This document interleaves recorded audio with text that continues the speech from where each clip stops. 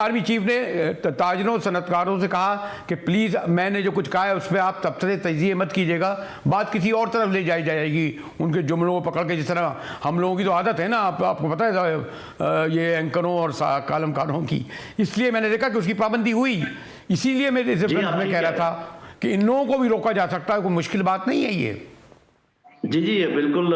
एक तो ये कि रोका जा सकता है। मैंने तो कई दफ़ा, जैसे भी मैं टीवी पे आता रहता हूँ और कई दफ़ा मैंने ये कहा है फौज को कि अगर आप समझते हैं कि मेरी कोई बात ऐसी है जो कि मुनासिब नहीं, आप मुझे बता दें, मैं बिल्कुल जाना बंद कर दूंगा। लेकिन उन्होंने इजाज़त दी हुई है, वो कहते हैं नहीं आप मुनासिब बात करते हैं, बात करते रहें।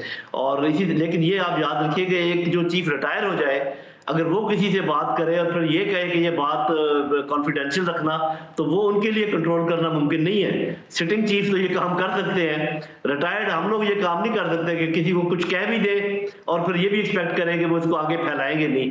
तो ये एहतियात करने की जरूरत है, ये अपनी स्वाबदीद इस्तेमाल करने की जरूरत है। और मैं बिल्कुल आपसे मुत्तफिक हूँ कि 2 साल तक कोई बात नहीं करनी चाहिए और 2 साल के बाद भी जो बात है वो मुनासिब करनी चाहिए। फॉर एग्जाम्पल, अगर मैंने 40 साल नमक खाया है फौज का और उनके साथ मैं रहा हूं, और आज अगर मैं फौज के खिलाफ बात करना शुरू कर दूं, तो ये ना तो इंसानियत के और ना ही मेरे किरदार के मुताबिक ये बात दुरुस्त है। तो इस बात पे मैं बिल्कुल आपसे मुत्तफिक हूं, 100% मुत्तफिक हूं।